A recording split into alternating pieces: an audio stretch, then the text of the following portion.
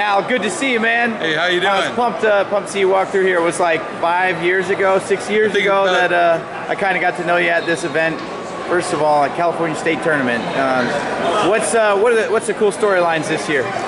Well, the good storylines, there's a lot of kids that have been so close to beating some of the top-ranked kids in the state that they come here this weekend. They've been 1 point, 2 points away, and now they're starting to overcome that and beating some of the top-ranked guys and getting right into a position to medal. Nice. They're peaking at the right time, which is great. Absolutely. I was just talking to your brother.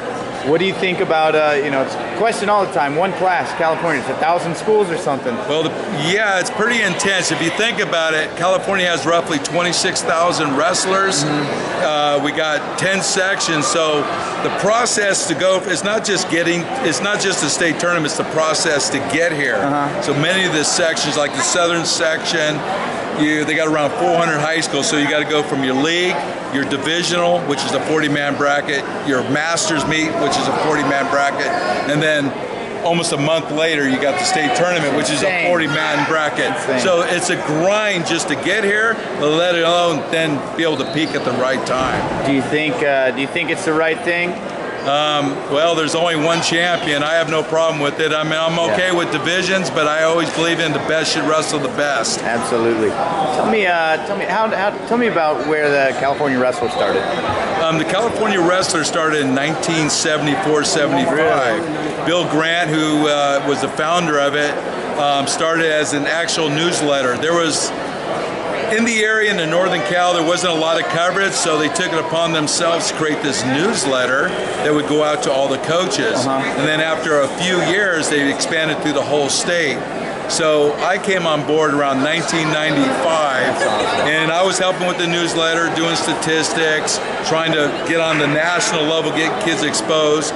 Around 2000, Michael Wright, another guy who's on our staff, we brought it on the internet.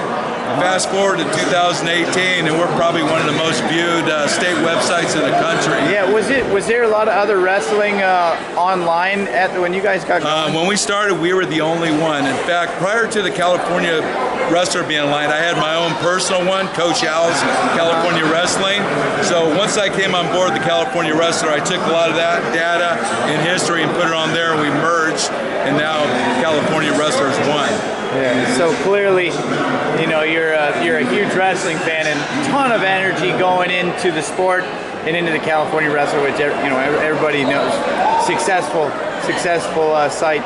Why wrestling? Why you spend so much energy doing this? I love wrestling because wrestling taught me about life. In life, I had a lot of mentors that always told me that you can't live life at the surface. You got to take a chance, and that when you're knocked down, you got to get back up.